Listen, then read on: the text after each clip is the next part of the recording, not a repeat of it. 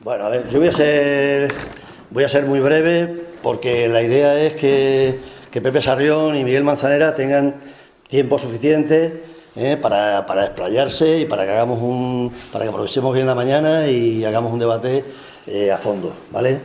Entonces yo voy a ser brevísimo, solo dos cosas. Una, presentar a Pepe Sarrión, y dos, una reflexión general sobre el sentido que tiene que hagamos también esto desde la Asociación 25 de marzo, ¿no? Pepe Sarrión, una persona que que junta dos cualidades fundamentales para hablar hoy aquí de Sarrión, de Sacristán, ¿vale? La primera de ellas, digamos, la parte académica, ¿no? Profesor de filosofía de la Universidad de Salamanca,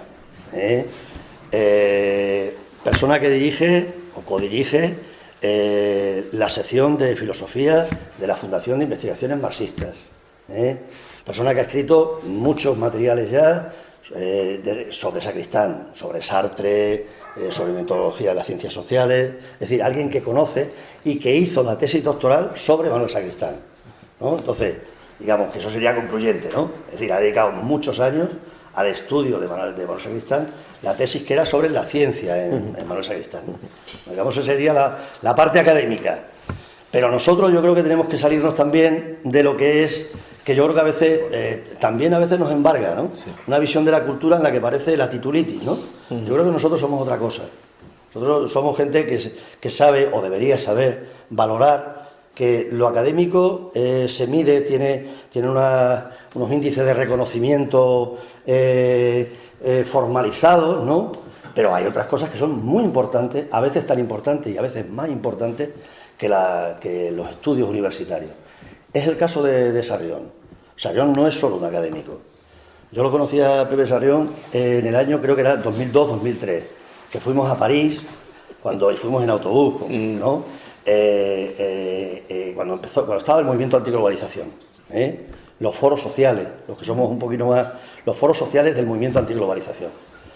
Y desde entonces, él tendría 20 años, 21 años, 20, más o menos, está en la batalla. Y le ha costado cara la batalla. O sea, no le ha salido nada gratis la batalla. En el año 2012 le echaron del puesto de trabajo en el que estaba. Estaba trabajando entonces en la Universidad Pontificia de Salamanca. Y el obispo directamente de Salamanca dio la orden de echarle. Yo creo que en el currículum, yo si tuviera que hacer un currículum, para eso es mucho más importante que todo lo que he dicho antes. Y para mí, más de fiar que todo lo que he dicho antes. Incluso que la tesis doctoral, ¿vale? El obispo de Salamanca lo echan porque, como él mismo dice, el obispo, que ya le vale, porque él cree que era legítima la discriminación ideológica. Palabras textuales del obispo de Salamanca, ¿vale? Entonces, 2012 le echan, 2012, 14, el 14, la huelga que fue con motivo de la huelga general del 2012, que él se puso en huelga y además reclamó su derecho a que no se le presionara a los profesores para decir antes si iban a ir o no a la huelga. Entonces, el despido me parece que fue en 2014, 2013 entraste a formar parte del Comité Federal del PC, correcto. 2014 te echan y 2015 te tienen que readmitir en ese curro, aunque ahora ya has cambiado, ahora estás en la universidad, en la USAL, ¿no? Digo esto porque yo creo que es muy importante, y es muy importante para que lo tengamos en cuenta, Creo que es muy importante para que nosotros, nuestra orientación, la orientación que le demos a las cosas, lo tengamos muy en cuenta. Porque lo otro es la visión dominante de la política. La visión de, tiene no sé cuántos títulos. Bueno, tiene cuántos títulos. ¿Y cuántos dolores de cabeza tiene? ¿Y cuántos dolores de manos tiene? ¿Y cuánta lucha tiene? Porque a lo mejor, teniendo muchos títulos, ha aprendido poco de la vida. Pepe conoce los dos paños. Entonces, me parece fundamental. Me parece fundamental cuando estamos hablando de un filósofo de la práctica como Manuel Sacristán, porque Manuel Sacristán es un intelectual granchano, como de arriba abajo, o sea, un filósofo de la práctica.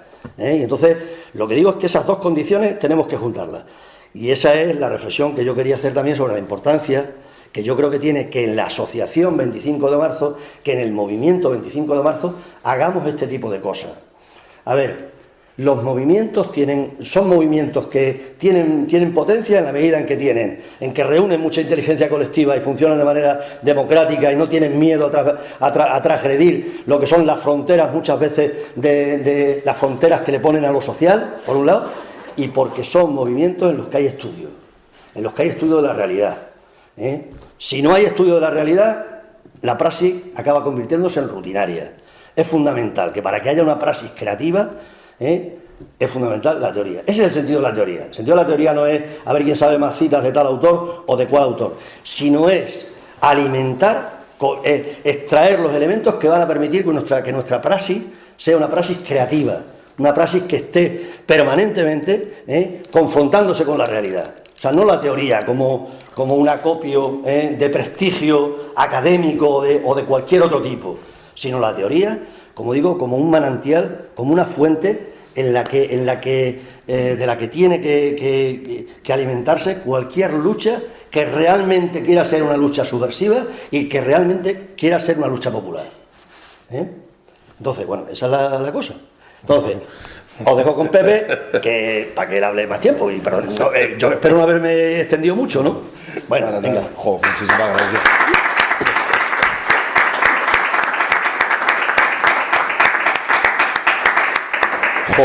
Bueno, muchísimas gracias. Bueno, Manolo es amigo de hace muchos años y es muy generoso conmigo, pues los amigos son generosos. Yo, antes de nada, agradecer a la Asociación 25 de Marzo. Para mí es un absoluto honor y es un privilegio venir aquí. Y Manolo, yo creo que como siempre, lo clava, ¿no? Has hablado 5 minutos, pero si hubieras hablado 1 hora, habrías clavado la hora, porque es que siempre lo clavas en tu análisis, ¿no? Manolo acaba de plantearnos, efectivamente, la cultura desde el punto de vista burgués y desde el punto de vista revolucionario. Y yo en ese sentido estoy mucho más cómodo hablando de Sacristán, que efectivamente es mi objeto de estudio durante muchos años. Yo, por razones biográficas, pues me he terminado dedicando a la educación y tal, y es mi campo de trabajo. Y dentro de la educación, pues me dedico a estudiar filósofos revolucionarios, porque es como mi pequeña forma de arrimar el hombro, ¿no? y de ayudar. Pero yo estoy mucho más cómodo hablando en colectivos sociales que hablando en academias.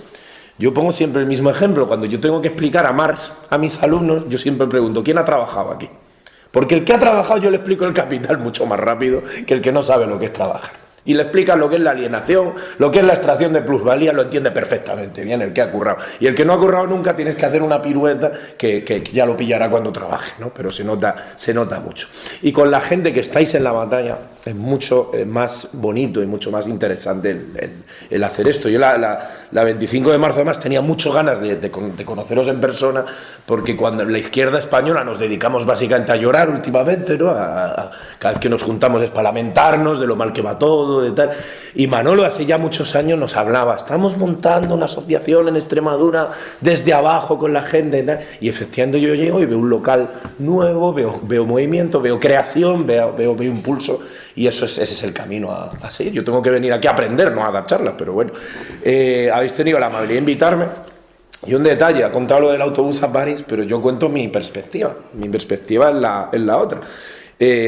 A mí me dice, yo tenía 21 años, ¿no? Voy en el autobús y tal, os podéis imaginar en aquella época, de aquella manera y tal, y dicen: está el coordinador de Extremadura por ahí, Manolo Cañada. Claro, nosotros que éramos unos críos, Cañada era ya una referencia, un tío dirigente, había sido un diputado, tal, muchos años, un tío del equipo de Anguita, claro, y Manolo estuvo durmiendo en el suelo con nosotros una semana.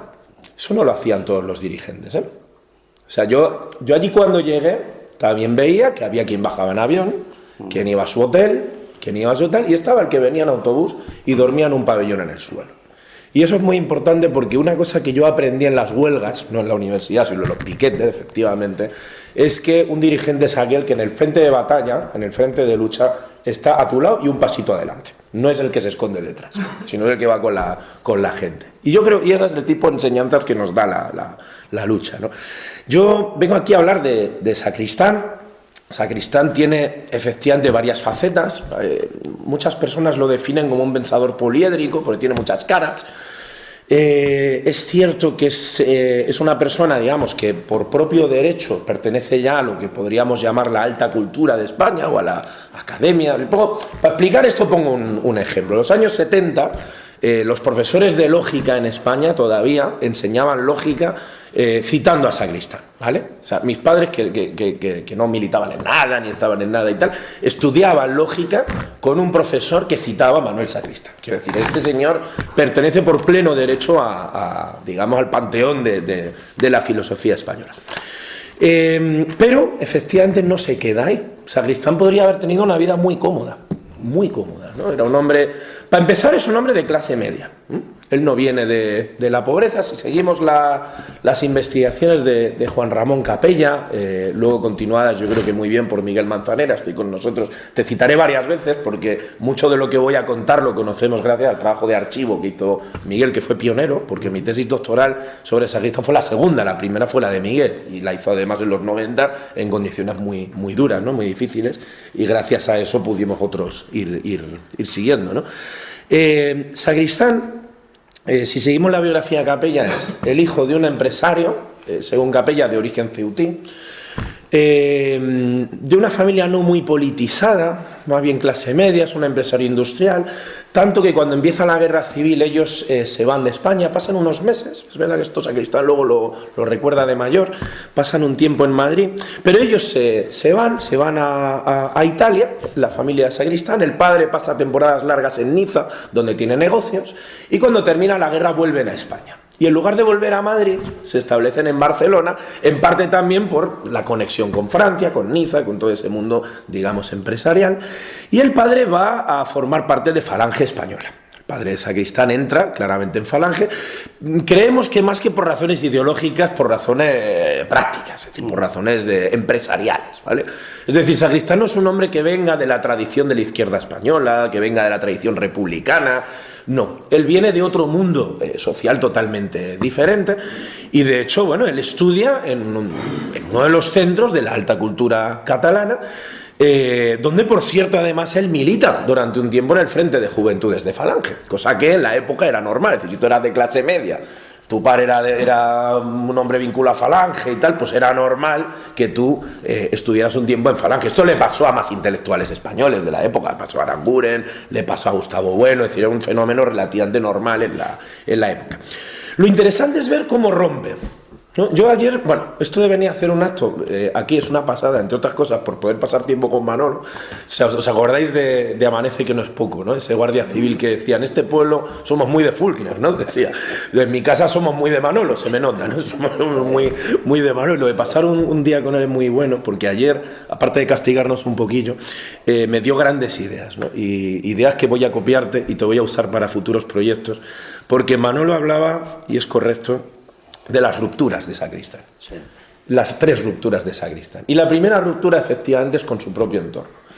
La ruptura de Sacristán con Falange es muy interesante, porque él ya era un cuadro con una cierta implicación, y él intenta hacer una reunión entre falangistas y otras personas que no fueran de Falange, con la idea de regenerar a la cultura española en los años finales de los 40, ¿no?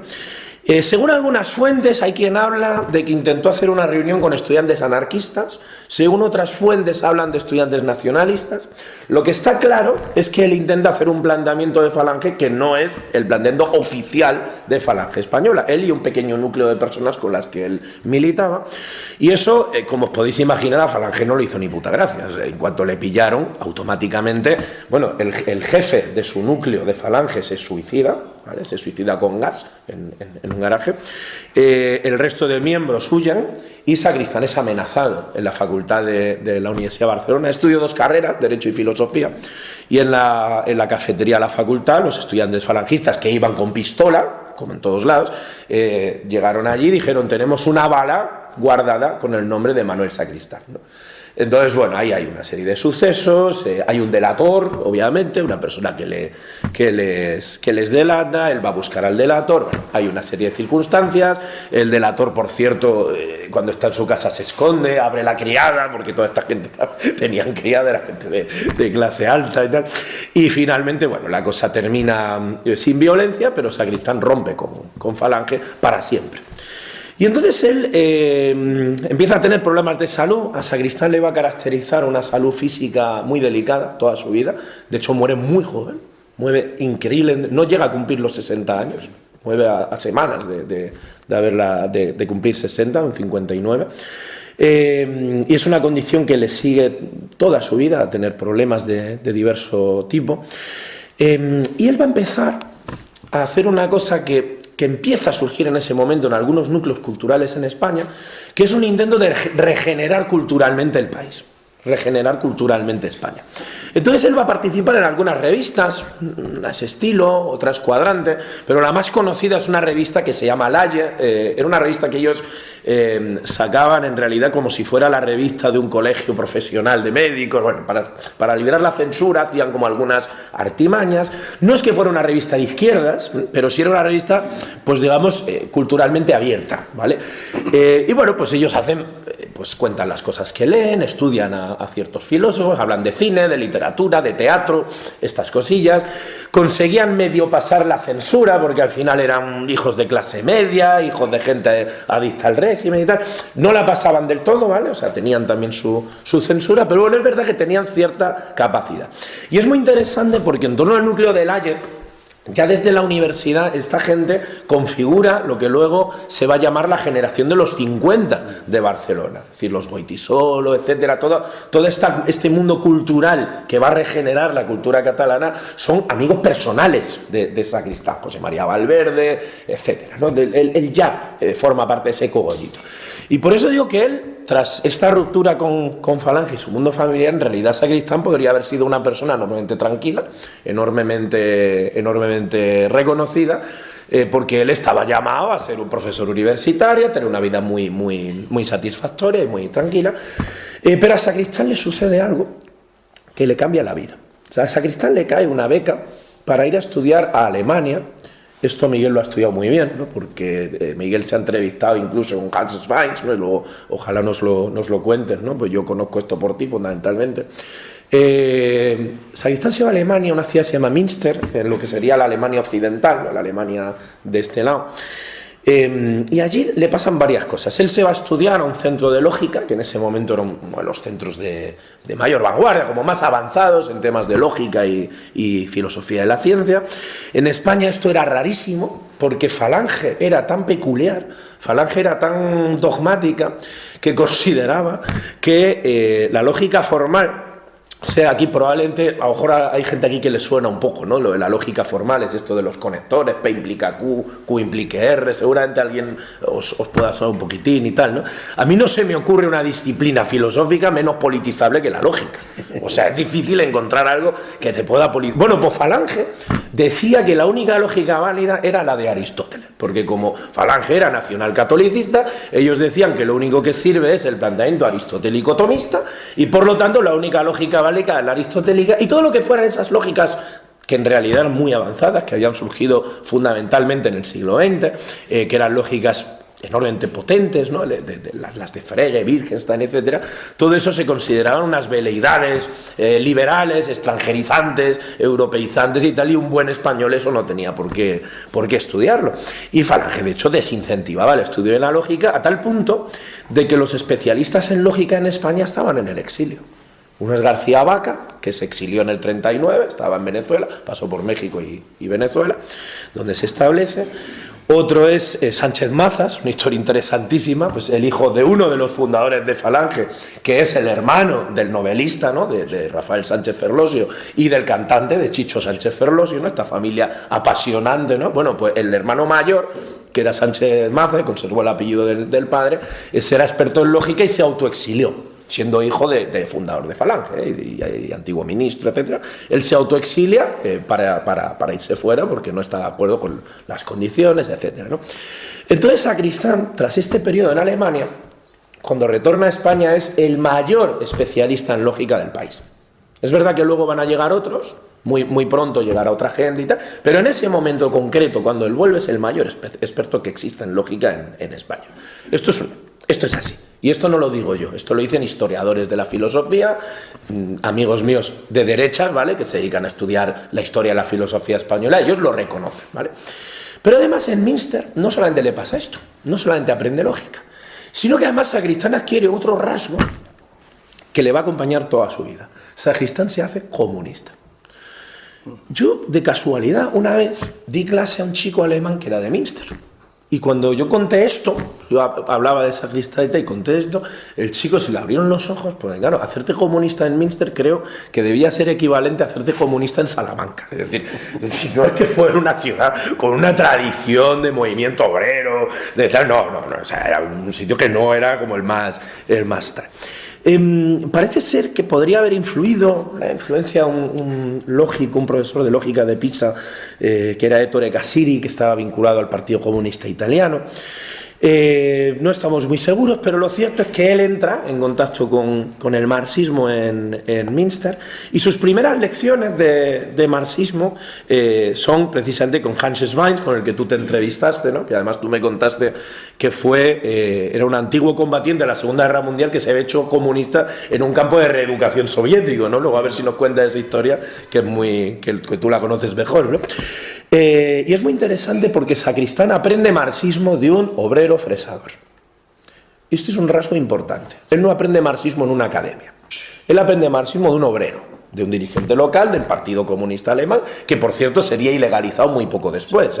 Y este rasgo le acompaña porque Sacristán hasta el final va a defender el protagonismo social de la clase obrera. Que quien hace la transformación social es la clase obrera y no los intelectuales. Aquí me adelanto, porque luego, y esto a Manolo también le gusta mucho, pero Sacristán en los 70 y en los 80 hará una serie de críticas a los intelectuales enormes. Y en cambio él, con que siempre va a defender y con siempre se va a posicionar, es con la clase trabajadora, hasta el final de sus días. Esto lo va a tener absolutamente claro. Entonces Sacristán vuelve a España y es un tipo que pertenece por un lado a la alta cultura, que es reconocido dentro de la universidad, o sea, que ya era una persona de peso, una persona importante. Pero además vuelve siendo un militante comunista y por lo tanto vuelve a España a luchar contra Franco. De hecho, a él le ofrecen un trabajo fuera. Si a ti te ofrecen un puesto de profesor en una universidad extranjera, yo no conozco a nadie que lo rechace. O sea, a nadie. Y Sacristán rechaza en el año 56. O sea, esto es una realidad. Porque además le ofrecen varias cosas, le ofrecen quedarse en el centro, Ettore Cassiri le ofrece gestionar algo, etc. Y Sacristán dice, no, porque yo tengo que volver a España a luchar contra Franco. Él vuelve convencido. De hecho, hay una serie de documentales que son muy simpáticos. Integral Sacristán, son 8 documentales, es una obra prodigiosa, guionizada por Salvador López Arnal y Joan Benach, ¿no? Y dirigido por Xavier Juncosa. Y ahí aparece nuestro querido Santiago Carrillo, ¿no? A quien tanto queremos. Aparece Carrillo narrando cómo conoció a Sacristán. Y claro, Sacristán pasa por París y según narran, pues a través de una conexión compleja, porque el Partido Comunista en aquel momento estaba obviamente investigado por la policía, etcétera, consigue reunirse con Carrillo. Cuenta Carrillo que cuando llega Sacristán se desmaya. Y dice Carrillo, no por el impacto de conocer al secretario general del Partido Comunista, sino porque no había comido. Entonces le tuvimos que sacar un bocadillo y tal. Como Carrillo era un poco mentirosillo, no sabemos si eso fue real o no, pero es lo que él cuenta, ¿no? Y está documentado. Bueno, lo cierto es que él vuelve militando en el Partido Comunista en Cataluña, que en aquel momento era el PSUC, ¿no? El Partido Socialista Unificado de Cataluña, que era, digamos, la marca, por decirlo así, ¿no? La organización referente del Partido Comunista de España en Cataluña. Jaime Pala ha estudiado esta época y lo que nos indica es que en aquel momento el PSUC tenía unos 300 afiliados, básicamente proletarios, básicamente obreros, y desde luego no tenía intelectuales. Y entonces Sacristán llega y a los pocos meses de volver a España ya le ha encargado de organizar el partido en la Universidad de Barcelona, es decir, de crear movimiento en la universidad. Y a mí me parece muy acertado estos títulos, ¿no? De libros, ¿no? De la filosofía de la práctica, porque efectivamente es un práctico, es decir, es un muy buen filósofo, un muy buen teórico, pero ante todo él es un militante, es un currante, y es un tipo que hace política donde hay que hacerla, que es en tu entorno inmediato.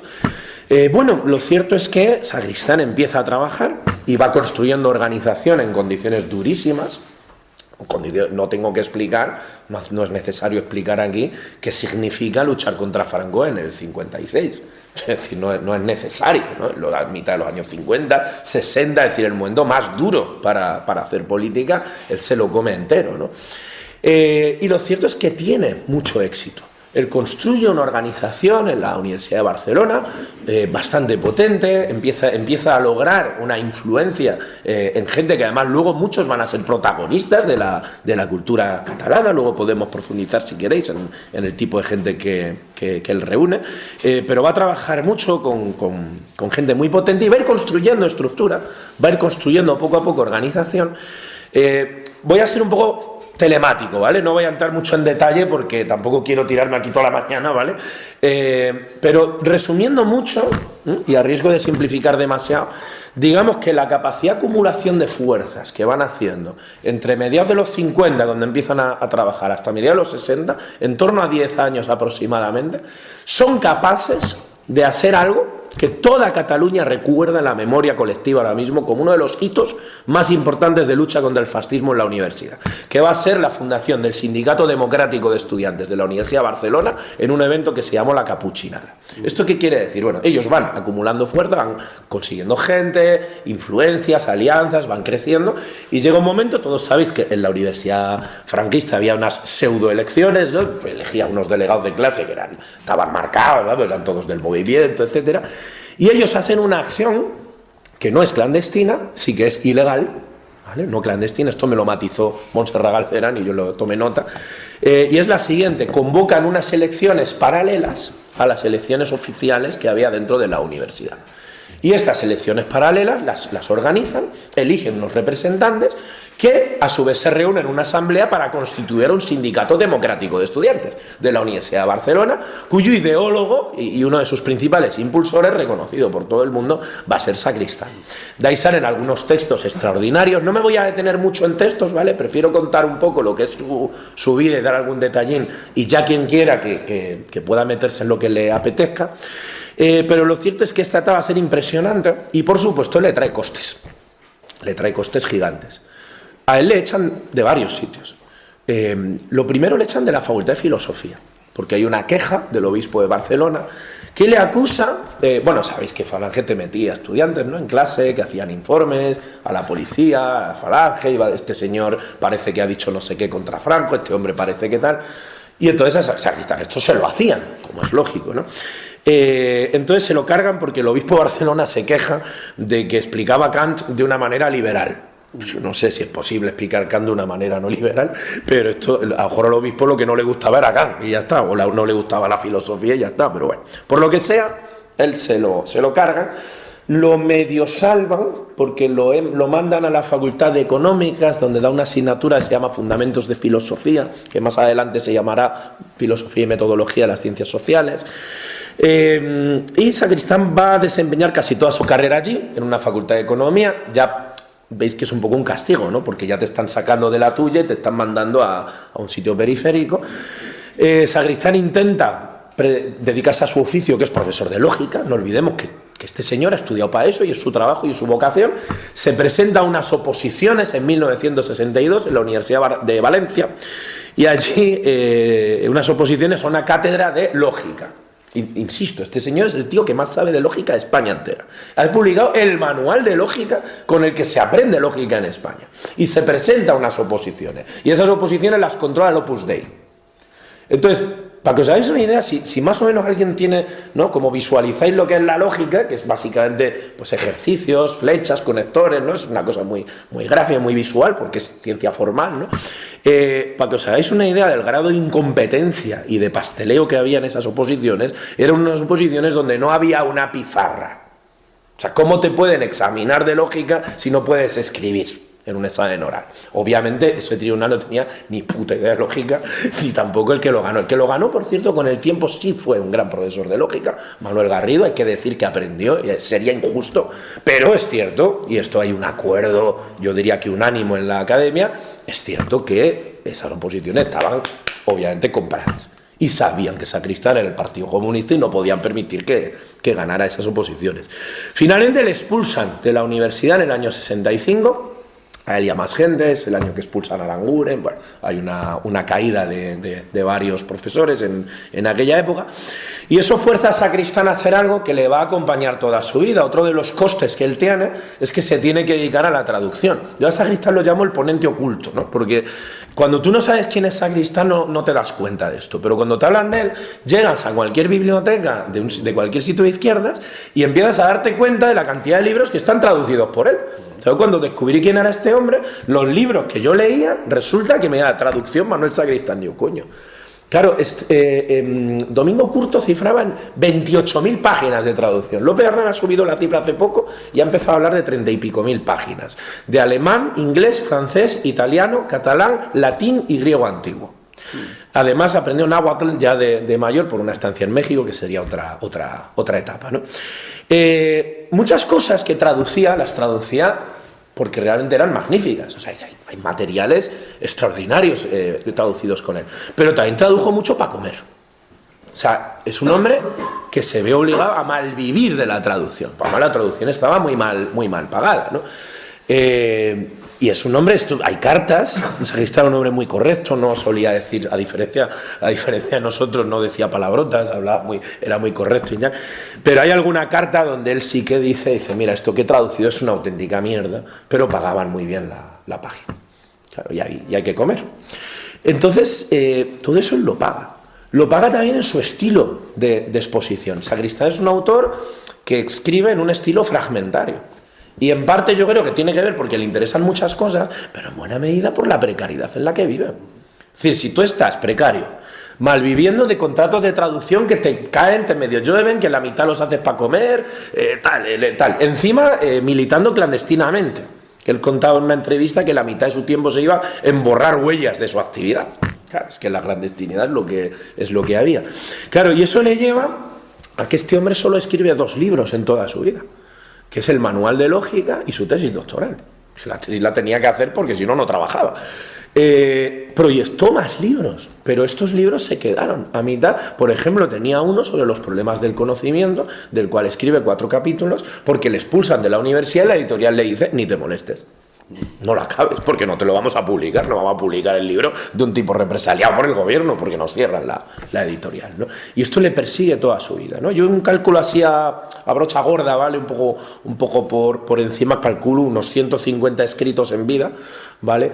Más luego otros 150, esto es un poco a brocha gorda, ¿vale? Porque hay algunos que son esquemas, otros tal, o sea, habría que definir qué entendemos por escrito, no voy a entrar en ese debate ahora, pero yo calculo unos 150 escritos en vida y otros 150 que han salido después de muerto, ¿no? La cual mayoría de ellos, por cierto, la mayoría de ellos, gracias a la labor voluntaria de otro militante increíble que es Salvador López Hernán. A Salva hay que hacerle estatuas en este país por lo que ha hecho por Sacristán. Pues un trabajo que sigue haciendo. Cada viernes, por cierto, si queréis, poder entrar en una página web que es sacristán2025.org, que todos los viernes publicamos una selección de textos de Sacristán libre, ¿vale? Gratuita. Llevamos todo el año colgando unas 70 páginas, 80 páginas cada viernes, ¿vale? Que para que la gente pueda leer lo que le apetezca, ¿no? Entonces, ¿qué quiero decir con esto? Que efectivamente le trae costes. A pesar de ello hace análisis interesantísimos, ¿no? Hay uno, por ejemplo, que a mí me parece muy interesante y es en el que me suelo detener en estas charlas porque me gusta mucho, y es que él en un momento dado hace un análisis sobre la función de la universidad en el capitalismo. Y es muy interesante. Ellos tienen un debate en los años 60. Claro, él estaba militando en la universidad, construyendo el Sindicato Democrático de Estudiantes, construyendo movimientos, etcétera. Por cierto, luego hará sindicalismo también. Está en la lucha de los PNN. Los PNN eran como los precarios de la época, ¿no? De la universidad, los profesores no numerarios que cobraban cantidades absolutamente irrisorias, ¿no? Y Sacristán todo esto lo conoce y entonces él hace también escritos de intervención. Porque un revolucionario, cuando escribe, no escribe efectivamente para entrar en la academia y hacer currículum, como decía Manolo, no es por título, lo hace para ayudar, ¿no? La buena teoría es la que explica realidad. Si tu teoría no explica realidad, mala teoría. Entonces es otra cosa, lo harás para caer bien, o para hacerte un hueco, o para lo que sea, o por pintar. Pero la teoría, si es buena teoría, tiene que explicar realidad y por tanto tiene que ser útil a la acción política. Entonces, entre las muchas cosas que hace, Hay uno, por ejemplo, me parece muy chulo, que es las 3 lecciones sobre la universidad y la división del trabajo. Y es muy interesante porque el debate tiene cierta complejidad, y Sacristán está los debates universitarios, y hay un sector de lo que vulgarmente se llamaba el izquierdismo en aquella época, sectores como más echados al monte, que hacían la siguiente reflexión: la educación es un instrumento de transmisión de ideología del poder, la universidad es un instrumento de transmisión ideológica, por cierto, esto es verdad, por tanto los revolucionarios tenemos que llamar a abolirla, acabar con la universidad. Bien, entonces Sacristán dice, mira, precisamente porque lo que decís es serio y es cierto, hay que estudiarlo a fondo. Y entonces lo estudia. Y hace una cosa que a mí me parece una virguería, porque él empieza estudiando a Ortega y Gasset, que es como el gran intelectual de principio del siglo XX, al cual él conocía, por cierto, muy bien, le había leído muy bien. Ortega tenía un texto que se llama Misión de la Universidad, donde decía, la universidad no está ni para crear profesionales, ni para crear técnicos, ni para crear profesiones, sino que está para formar, dice Ortega, líderes. La universidad está para formar a los que tienen que dirigir la sociedad. Sacristán, que es marxista, dice, esto traducido a mi lenguaje quiere decir burgueses. Es decir, la universidad está para formar a la burguesía, que es la que tiene que dirigir una sociedad burguesa, ¿no? Por tanto, efectivamente, tiene esa función. Dice, ahora bien, ¿la universidad transmite ideología? Sí. Sacristán, por cierto, durante esta etapa, entre las muchas labores de traducción que hace, está la traducción prodigiosa que hace y la selección de textos de una antología de Antonio Gramsci. Antonio Gramsci, que da para 1000 charlas, ¿no? Y gente mucho mejor que yo lo podría explicar.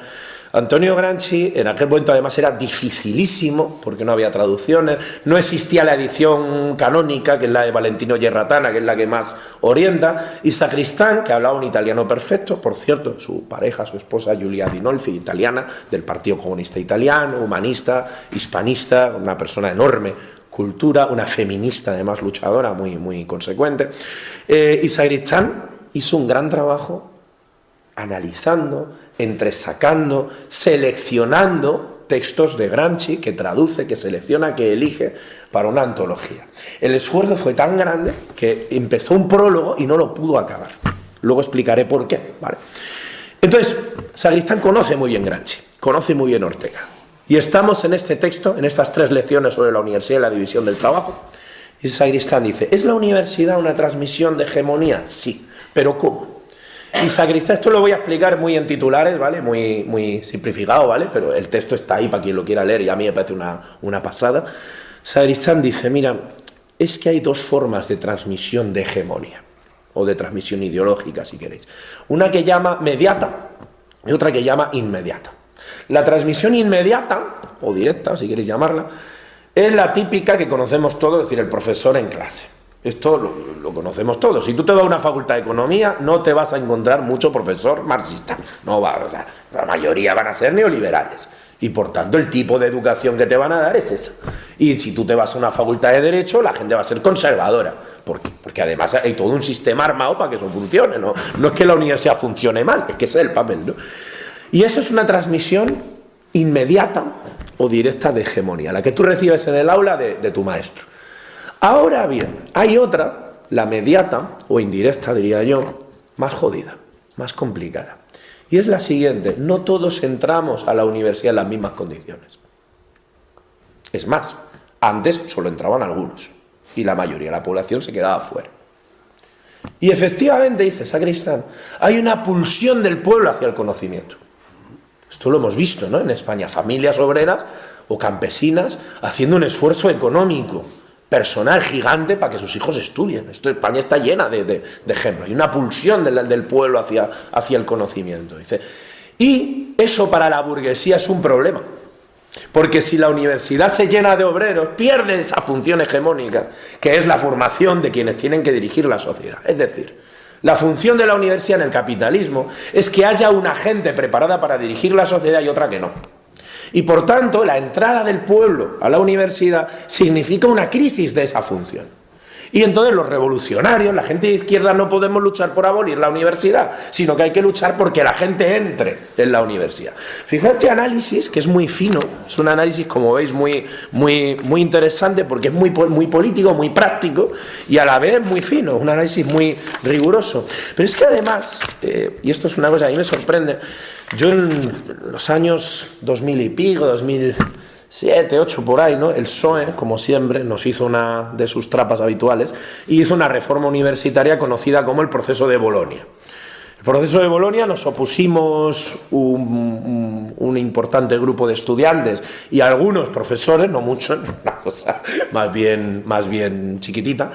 Yo estuve encerrado en la facultad donde yo ahora doy clases, estuve en encierro, luchando contra Bolonia y tal, ¿no?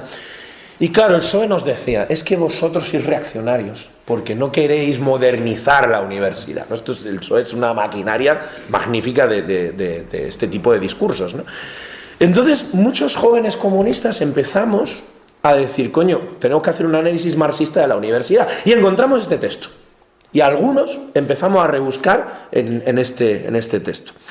Y este texto termina, en sus últimos párrafos, dice lo siguiente, dice, una vez que ha explicado que la presión del pueblo a la universidad va a generar una crisis, que esto de alguna manera tal, y termina diciendo, la burguesía tiene que reaccionar ante esa entrada del pueblo al conocimiento.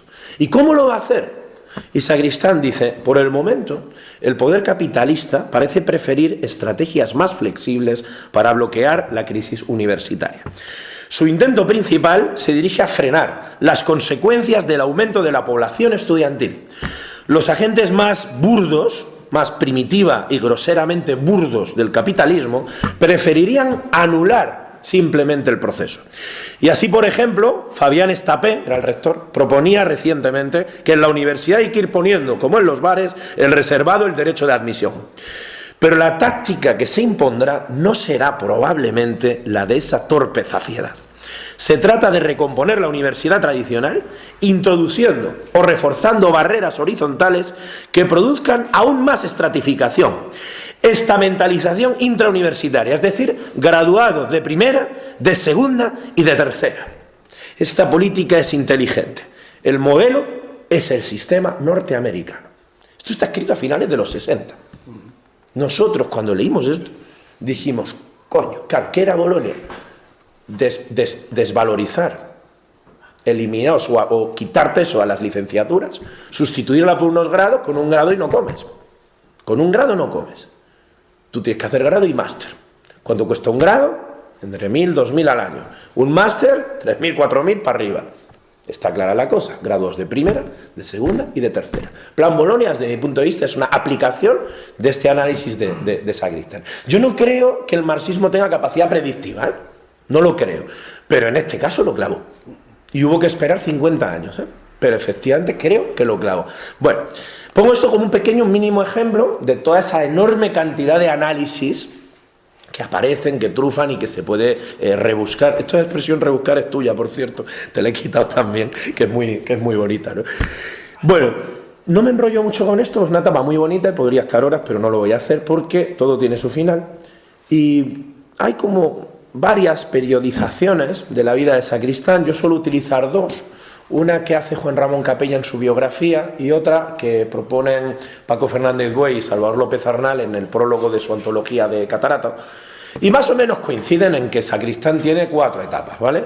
Año arriba, año abajo, las dos periodizaciones son... Hay alguna ligera discrepancia, pero más o menos coinciden en que hay como 4 etapas en la vida de Sacristán. Una, el sacristán juvenil del que ya hemos hablado, es decir, ese sacristán que estudia en la Universidad de Barcelona, Derecho y Filosofía, culto, que forma parte de la generación de Barcelona de los 50. Segundo, el sacristán dirigente del PC, dirigente comunista.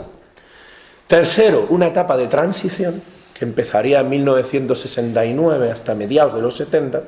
Y cuarto, lo que Paco Fernández Buey llama un segundo periodo de madurez que empezaría en el 79 ya con claridad en la revista Mientras Tanto. ¿Qué es este periodo de transición? Bueno, en 1969 Sacristán tiene lo que Cañada llamaría la tercera ruptura, ¿no? Lo primero hay que decir es que sufre una depresión clínica. Él lo pasa muy mal por varias razones. Esto, bueno, Miguel lo ha estudiado muy bien, pues ha trabajado mucho los materiales de archivo, él tiene enfrentamientos internos. Víctor Ríos explica esto muy bien porque él lo vivió por dentro. Víctor Ríos habla de Guti, te explica perfectamente bien todo el tejemaneje que tuvo, de peleas. Bueno, esta es la parte fea de la política que por desgracia algunos la conocemos, ¿no? Es decir, como somos militantes todos sabemos un poco de lo que estoy hablando, ¿no? En segundo lugar, tras la explosión, digamos, de 1968, él ve que hay una crisis de la izquierda, una crisis del marxismo, y que esa retórica revolucionaria del 68 está condenada al fracaso. Y además una cosa, y esto hay que decirlo, Sacristán entra en crisis profunda tras la invasión por parte de las tropas del Pacto de Varsovia de la Primavera de Praga.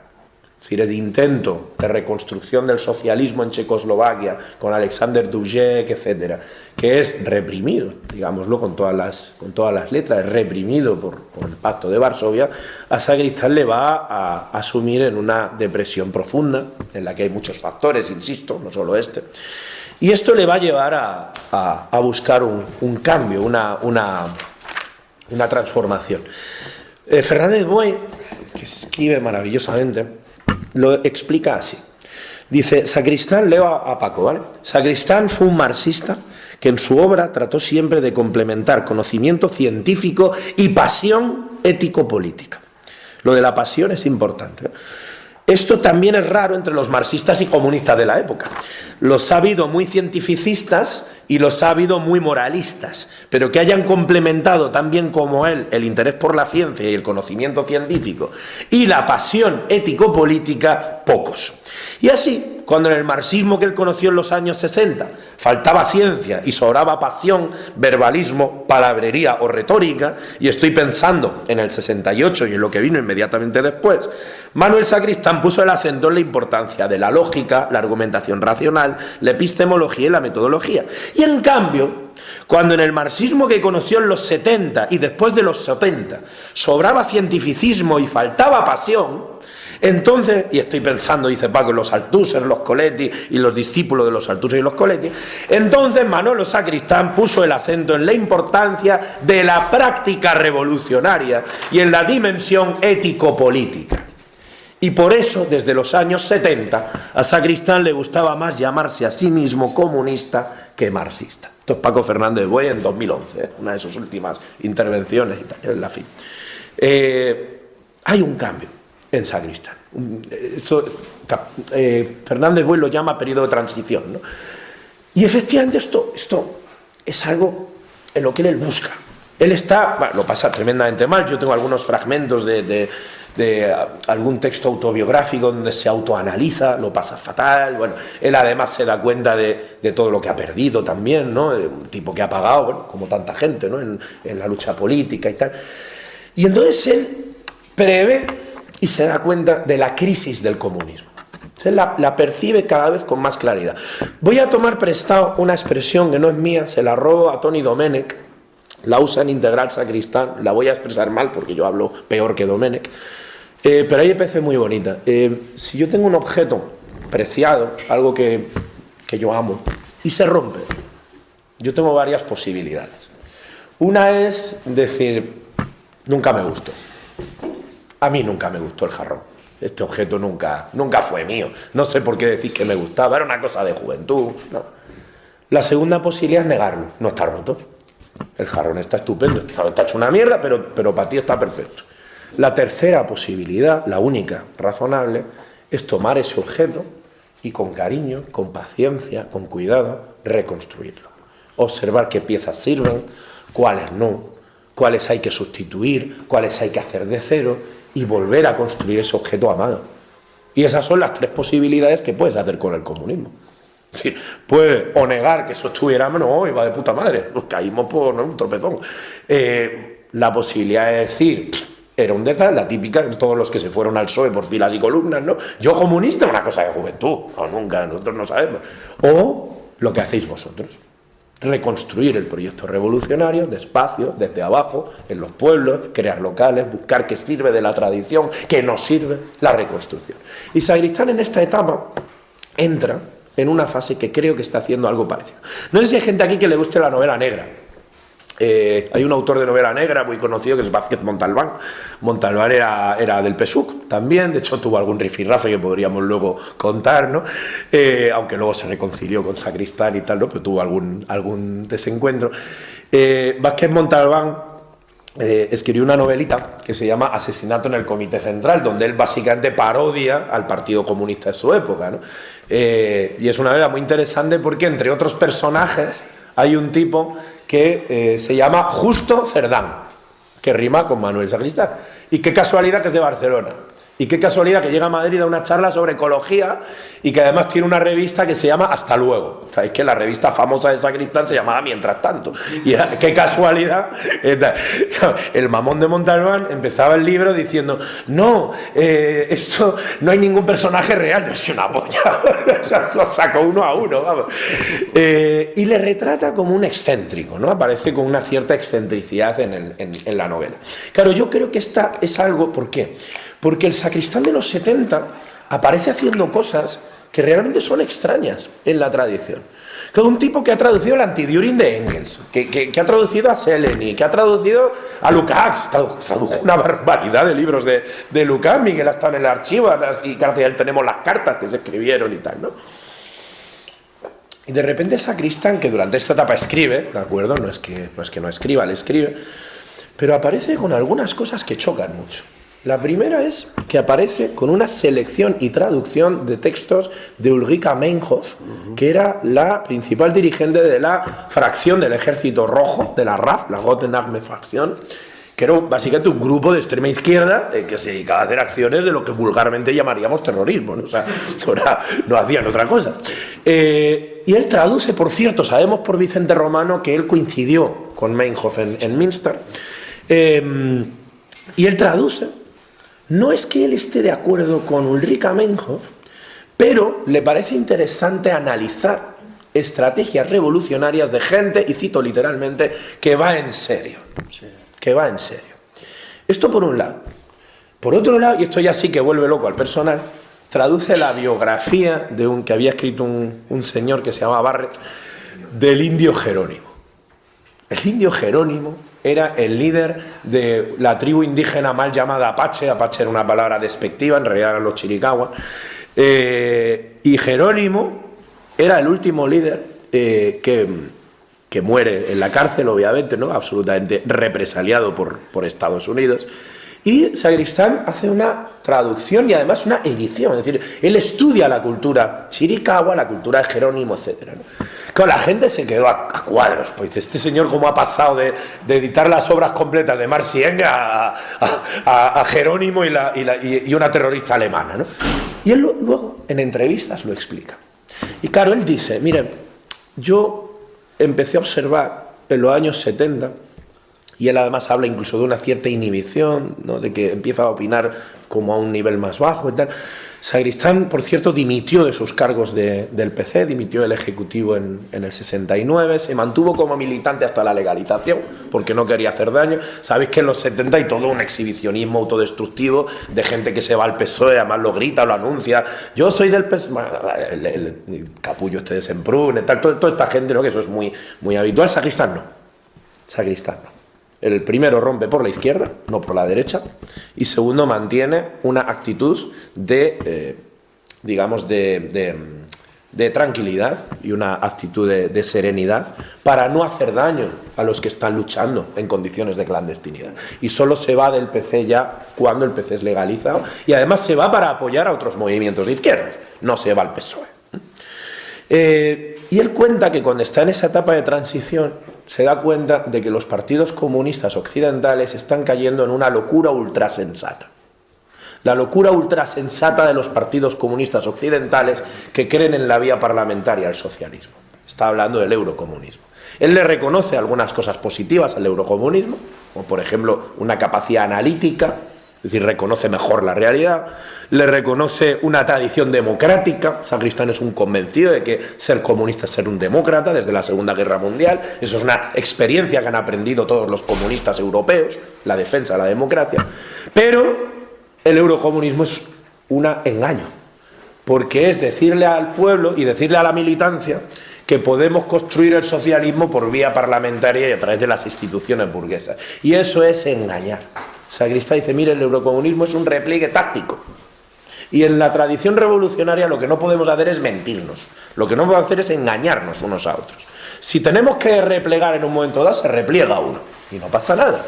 Y se habla. Pero lo que no se puede es vender como una victoria lo que es un retroceso. Y eso es lo que hacía Carrillo. Entonces Sacristán dice, frente a esa locura ultrasensata que le entra, el exceso de sensatez que le entra a los partidos comunistas occidentales, yo buscaba ejemplos de resistencia. Y entonces, claro, ¿qué era la Meinhof? Una persona muy bien formada, políticamente muy bien formada, que busca una vía revolucionaria, aunque sea una locura. Pero decía, la locura de la Meinhof es el negativo de la otra locura, que es la locura ultrasensata de los partidos comunistas occidentales. Primer punto. Segundo, Jerónimo. Jerónimo es la resistencia. Jerónimo es un tipo que cuando está ya reventado, con 200 soldados, 200 hombres, en una colina, rodeados de miles de militares estadounidenses perfectamente armados, vestidos, comidos y uniformados, con fusiles apuntando, esta gente dice, nosotros vamos a caer hasta que muera el último de nosotros, y no vamos a ceder ni un centímetro de tierra. Y Jerónimo muere alcoholizado en una prisión estadounidense, escupiendo a su carcelero. ¿Y sabéis qué pasa? Que resulta que los chiricahuas a día de hoy siguen existiendo. Y en cambio Toro Sentado, que sería la contraparte de Jerónimo, Toro Sentado pactó con el agresor, pactó con el enemigo, de hecho se convirtió en una figura de feria. Toro Sentado, que era un líder muy importante, al final lo tenían... Sí, efectivamente, lo tenían ahí como para reírse de él, en teatrillos que hacían, como del vaquero matando al indio, es decir, fue humillado salvajemente y su pueblo fue desintegrado. Y al final Jerónimo y su gente a la larga vencieron.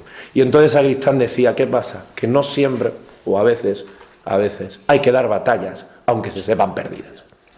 Y esto es importante, porque él ve una involución de la izquierda, que a mi juicio es la que tenemos hoy, pero bueno, no voy a hablar del presente ahora, en el debate si queréis podemos hablarlo.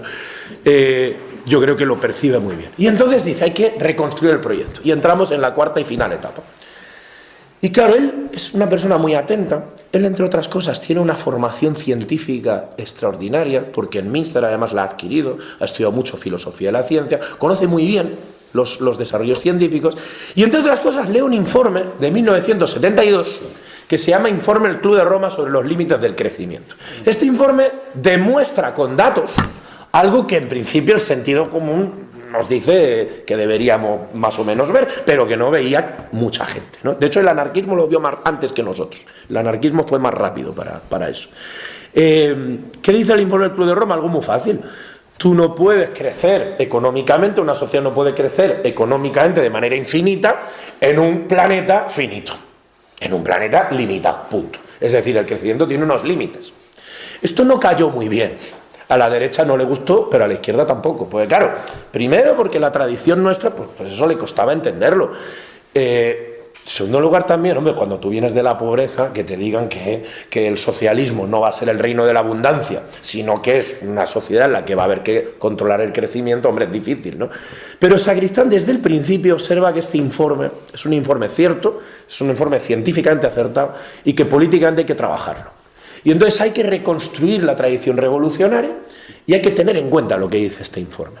Entonces él va a proponer una reconstrucción del marxismo en la cual la ecología tenga un estatus central.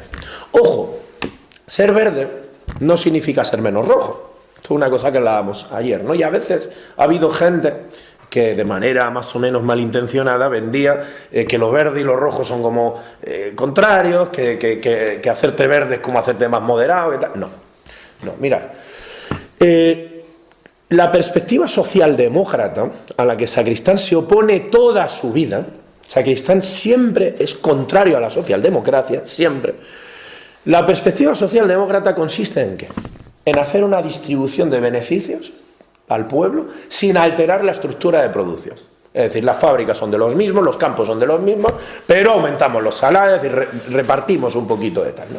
Eso solo se puede hacer en una economía en crecimiento. Y de hecho el momento de esplendor de la socialdemocracia fue o bien los colonialismos de finales del siglo XIX-XX o bien las sociedades de consumo de los años 50-60. Es decir, eso solo se hace en una economía en crecimiento y se hace a costa del tercer mundo y del planeta.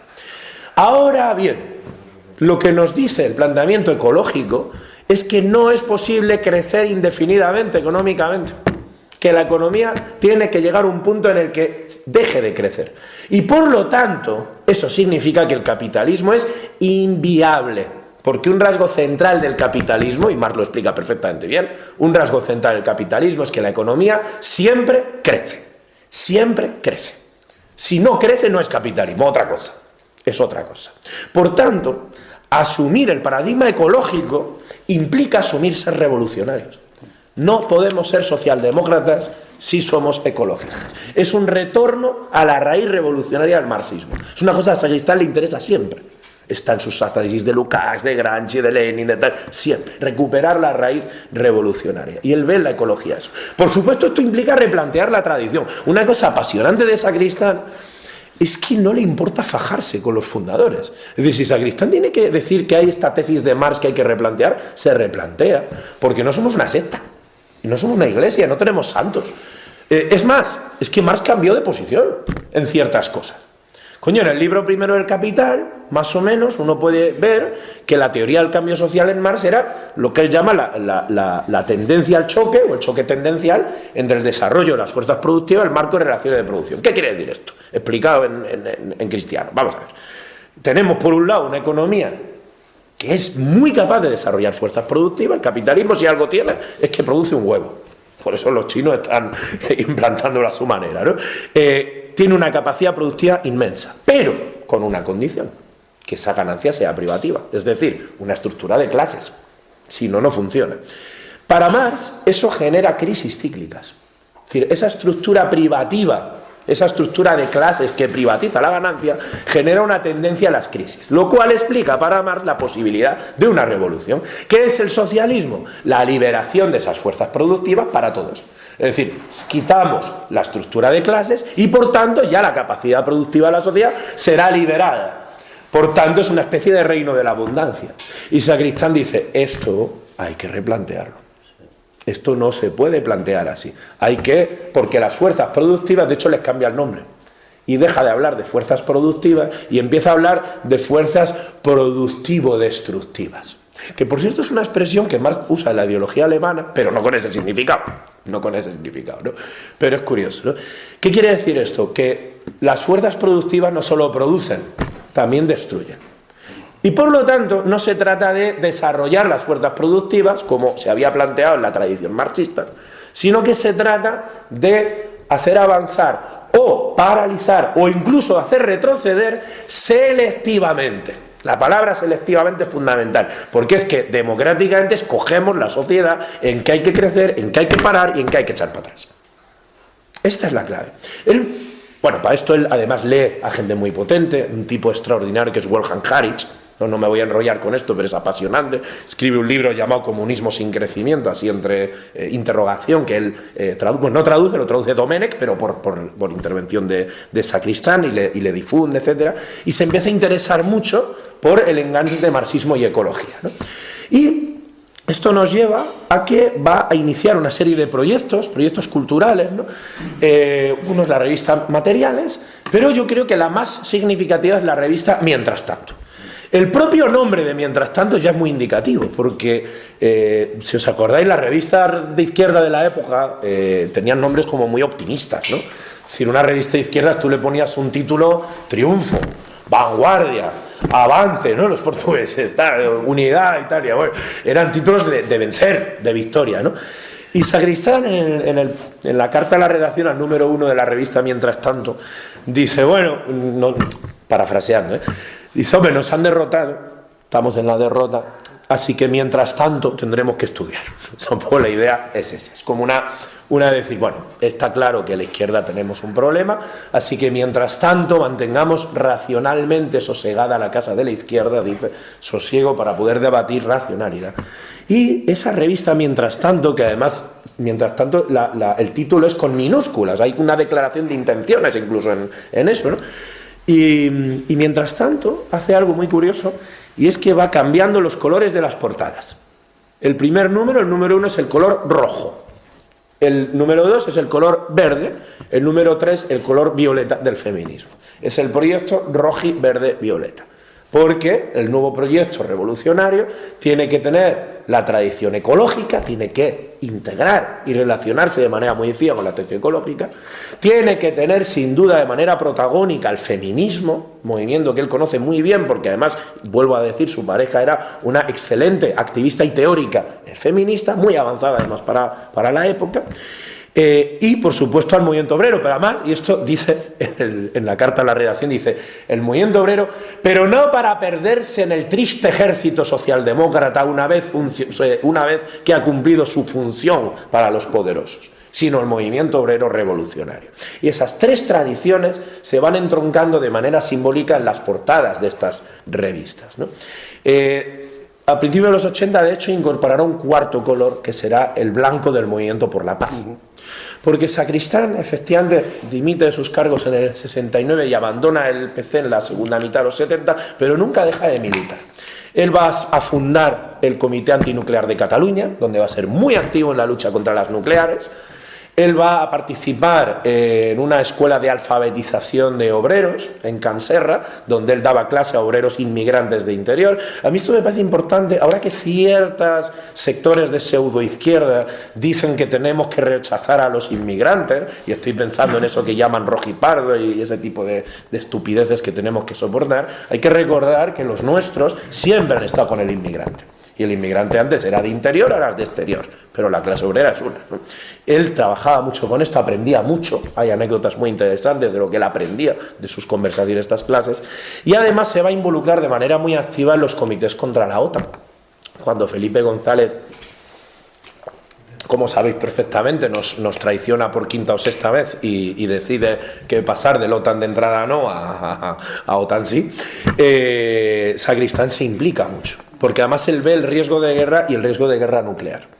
Y eso a él le preocupa mucho y se implica mucho, y entonces añade un cuarto color, que es el blanco de la paz. Bueno, esto de una manera muy simplificada, ¿vale? He querido recorrer un poco la vida de Sacristán de una manera muy general. Pero yo creo que lo que nos queda es un autor con algunos rasgos extraordinarios, ¿no? Lo primero es un marxismo antidogmático. No es un marxismo dogmático. Si Sacristán tiene que analizar que tal parte de Marx hay que revisarla, se revisa. Que tal parte de Gramsci, de Lukács, de Althusser, no pasa nada. No pasa nada. Insisto, Marx cambia de posición. Por ejemplo, una cosa que hace Sacristán es estudiar que ya en Marx hay algunos atisbos ecológicos.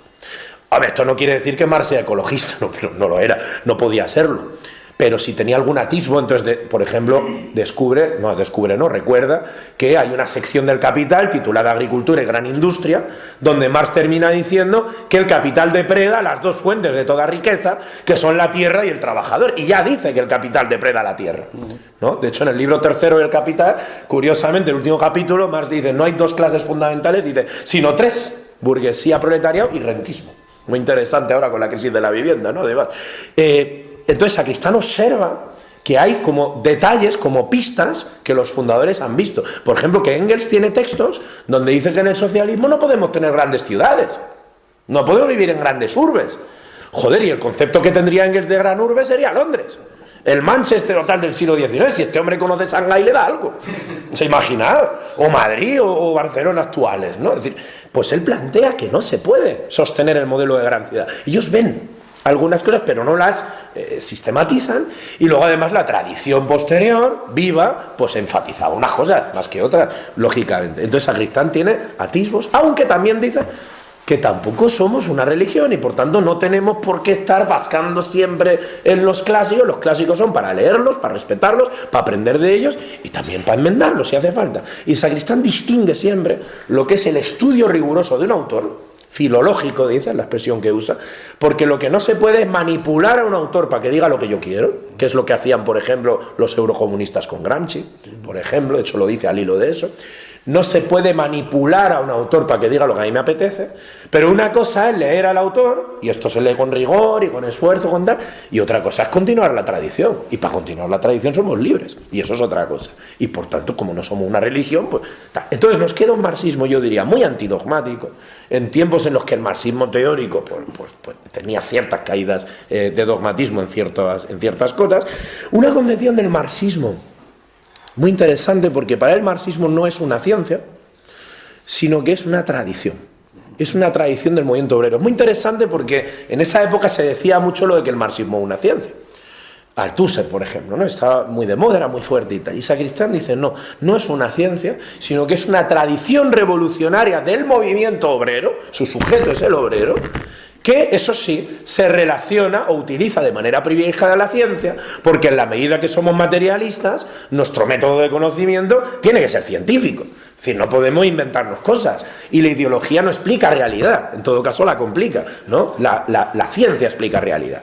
Pero no somos como tal una ciencia, sino una tradición revolucionaria del movimiento obrero. Y por último, un estilo basado en el diálogo. Sacristán casi siempre, cuando dice algo, lo dice en diálogo con alguien.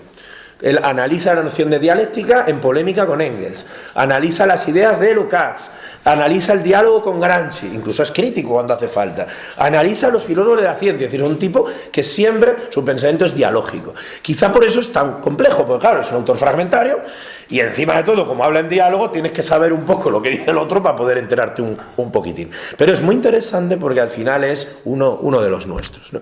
Y termino con 3 palabras, ¿no? del número 1 de Mientras Tanto, que yo creo que expone muy bien, ¿no?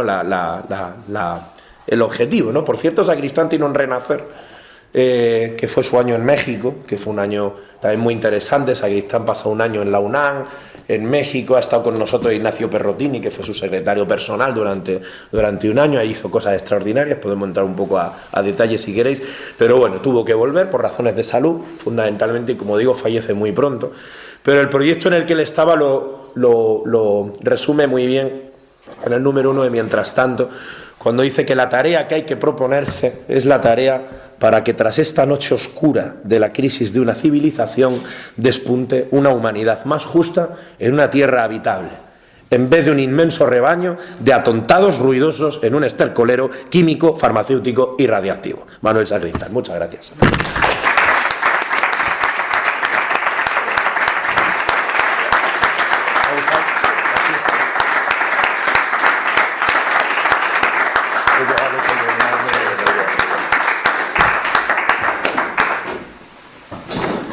¿Cómo lo hacemos? Abrimos un debate, ¿no? Y sí, nos damos un límite.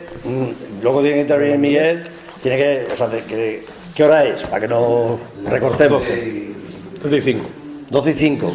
¿Os parece que 15 minutos más o menos? Y entramos después en la siguiente, ¿vale? 15 minutos de límite. Pepe. Vale, pues, bueno, pues te quería agradecer, bueno, me he un poquillo ya un poco tarde, pero te quería agradecer como varios comentarios que has hecho, como reconocer que el anarquismo fue pionero de estas cosas, que creo que hay que reconocer, bueno, los logros de los compañeros y al igual que los fracasos nuestros, ¿no? Me interesa bastante Sacristán, es verdad que ya lo conocía antes, pero no había profundizado apenas nada. Pero también me parece interesante como esto último que has comentado sobre lo de la clase rentista, ¿no? Y cómo lo ves a día de hoy, pues eso, la configuración social que se está desarrollando a raíz de esto, de esta manera de configurarse con la clase media y así. Fantástico. Hacemos un... Sí, ¿verdad? Sí.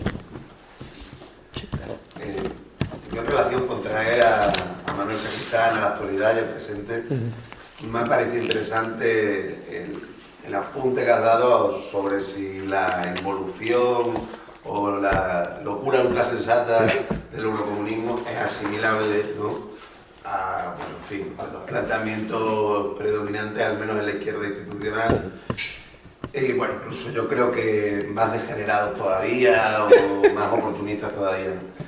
Entonces, tocar un poco esta cuestión, y también creo que cuando se hace la revista Mientras Tanto, ¿no?, una de las consignas que la acompaña es cómo ser revolucionario, ¿no?, en tiempos que no son revolucionarios. Es algo de actualidad y también hay que planteárselo, porque frente a esta hegemonía ultrasensata del reformismo ultrasensato, ¿qué alternativas planteamos, no? Evidentemente había compañeros que iban en serio, pero también caían en otras locuras. Esos riesgos quizás no están tan presentes porque nadie lo... Bueno, no sé. En fin, hay un riesgo también de abocarte a la marginalidad, a aferrarte al dogmatismo, al mero folclore de banderas, no sé, plantear estrategias que son estrellarte directamente, ¿no? Pero al mismo tiempo hay que ir buscándole las vueltas a cómo se puede ser útil desde el punto de vista revolucionario. O sea. Desde luego. Me preguntaba si Sacristán, porque bueno, entiendo, has hecho mucho hincapié en la importancia que le da el conocimiento científico, ¿no? Sí. Entonces, yo tengo, o sea, suelo leerlo y estudiarlo un poco, tengo mucho interés en las tecnológicas estadounidenses y o sea, como el capitalismo global son una pieza central, ¿no? Totalmente. Entonces me preguntaba, como este hombre que utiliza su pensamiento como herramienta para entenderlo de ahora, ¿qué podría esbozarse por ahí, ¿no? Porque, bueno, no deja de ser un conocimiento científico privatizado y súper transformador, ¿no? Entonces, y además hiperfinancializado. Entonces, una mezcla perfecta del capitalismo moderno, ¿no? Entonces, sí, ¿qué opinaría este hombre? Sí. Más palabras, compañero, Videra. Más palabras. ¿Sí? Pues venga. A sus órdenes. Pues usted me diga. Bueno, lo primero, sí, bueno, el tema del anarquismo, sí, por supuesto. Además es que Sacristán lo expresa, lo dice literalmente, que la ruptura de la Primera Internacional con el anarquismo ya no tiene sentido. Entonces ya eso es una ruptura que en su momento tiene unas causas, yo no voy a entrar ahora a juzgarlas, pero hace falta efectivamente reconstruir un diálogo con el anarquismo, y Sacristán es muy respetuoso con el movimiento anarquista, a la vez que crítico cuando tiene que serlo, Es decir, pues, porque Sacristán era dialogante, pero también era crítico, que no, porque él decía las cosas. Pero sí, él lo dice varias veces, que además hace falta reconstruir esa dosis además libertaria. Fíjate, he citado a Wilhelm Harich. Sacristán toma muchas cosas de Harich, pero la que no toma justo es que Harich se distancia mucho del anarquismo. Y eso es lo que a Sacristán justo no le interesa, porque al revés, él cree que hay que descentralizar el poder. De hecho, en los 80 él plantea un modelo más cercano a una especie como de entidades descentralizadas. A él le preocupa mucho la concentración de poder, tanto en el ámbito energético como en el ámbito científico, el ámbito nuclear, militar, etcétera. Todo lo que sea concentración de poder es algo que le parece muy, muy preocupante, y efectivamente él cree que una dosis de anarquismo es fundamental y que hay que reconstruir la fractura de la Primera Internacional entre anarquistas y marxistas, lo cual obviamente tampoco se puede hacer de cualquier manera. Eso exige un trabajo muy lento, de hilvanar, de construir. Pero efectivamente eso, incluso les reconoce cosas muy interesantes. Pues, fíjate, yo leyendo Sacristán aprendes muchas cosas. Pues yo no sabía, lo aprendí leyendo Sacristán, que el primer observatorio astronómico de Barcelona lo fundó un tipo de la CNT. Porque el anarquismo tenía muchos científicos, era un movimiento muy racionalista. Era, bueno, la escuela moderna, todo esto, ¿no? Y él todo eso se lo reconoce. Así como luego es crítico con las versiones más irracionalistas del anarquismo, ya de los contraculturales de los 60 y 70 y tal, ¿no? Pero efectivamente él está en eso, cosa que nos recuerda a nuestro querido Julio Anguita, ¿no? Que siempre decía que tenía un litro de sangre anarquista, ¿verdad? El tema de comparar eurocomunismo e institucionalismo actual. Bueno, aquí voy a poner un pequeño telón, ¿vale? Porque yo no quiero usar a Sacristán para analizar la política actual, ¿vale? Eso me parecería incorrecto, ¿vale? Moralmente. O sea, acabo de decir hace un rato que no hay que usar a un autor para...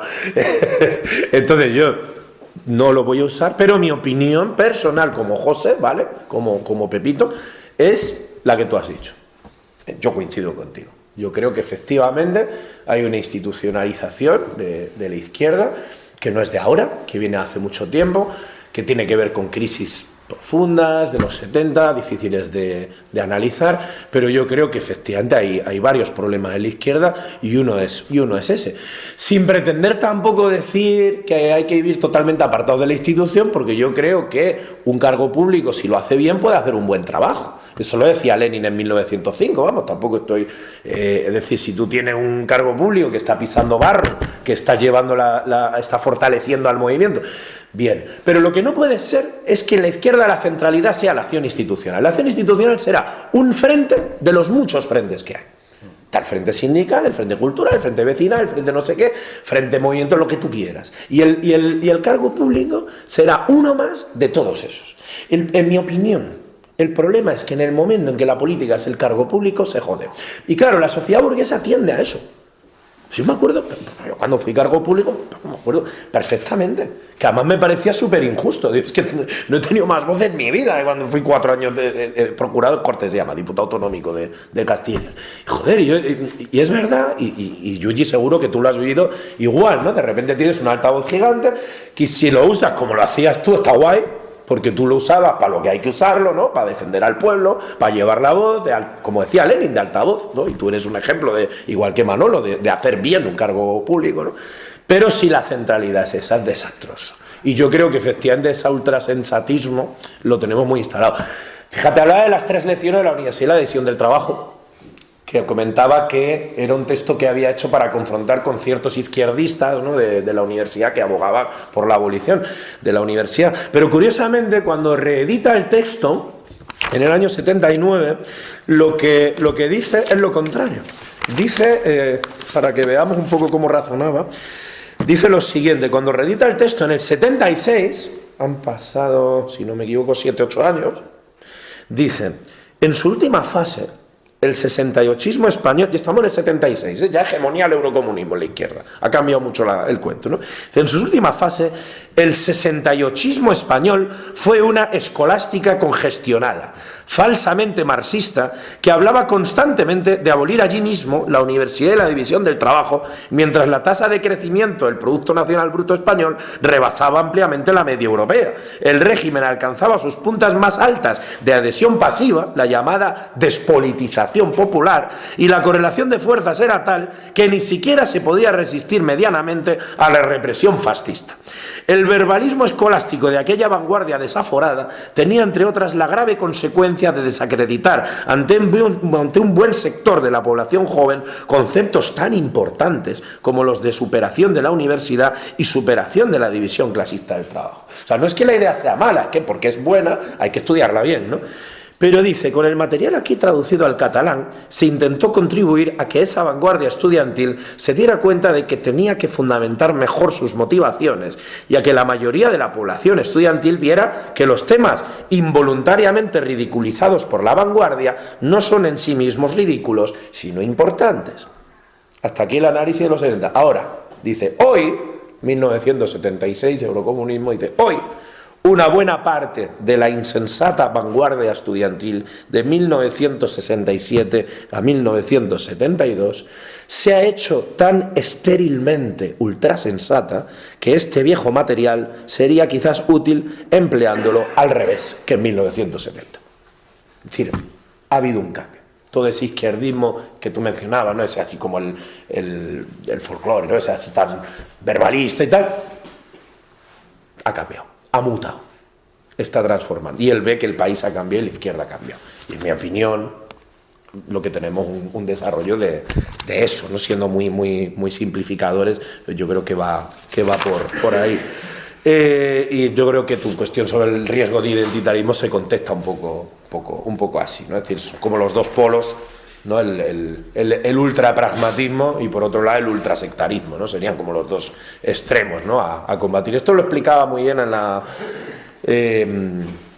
biografía que hizo dialogada con Anguita Andrade, lo explicaba muy bien en el prólogo, ¿no? Decía, están los que venden la bandera y los que se agarran hasta que solo queda el palo, ¿no? Dice, luego estamos los del medio, ¿no? Que eran los que intentamos construir, ¿no?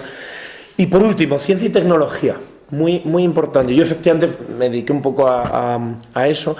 Pero es muy interesante porque, bueno, hay una mutación, ¿vale? Un cambio en un momento dado Los filósofos, cuando nos dedicamos a filosofía de la ciencia, tradicionalmente nos dedicábamos a preguntarnos cómo la ciencia conoce, ¿vale? Y hasta qué punto y tal.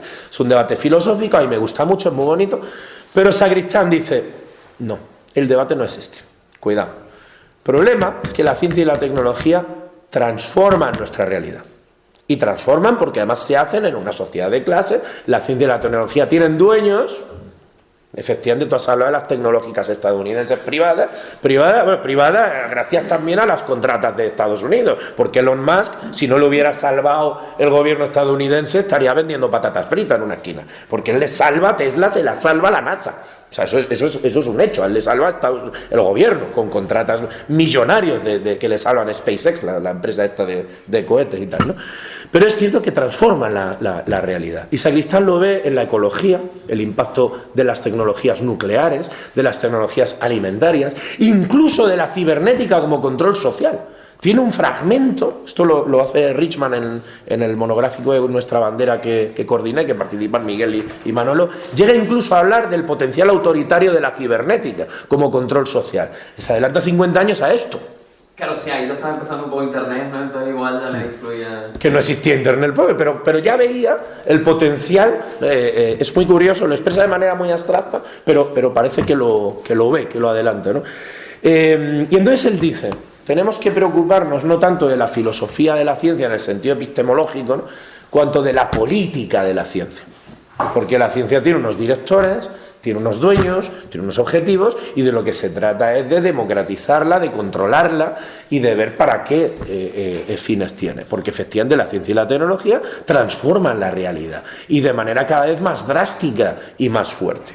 Y se ve con las redes sociales, la dictadura, podríamos hablar mucho de esto, es un tema que a mí me interesa mucho, no me quiero enrollar con esto, pero digamos, sí que él ve un giro, Fernández Buey lo llama, este giro lo llama hacia un racionalismo bien temperado o atemperado si queremos, ¿no? Es decir, la ciencia mola, ciencia bien, porque explica, conoce tal. Sacristán es un gran defensor de la ciencia como conocimiento, aunque le reconoce límites, no porque esté mal hecha, sino por su propia configuración. Esto sería un rato largo explicarlo, ¿no?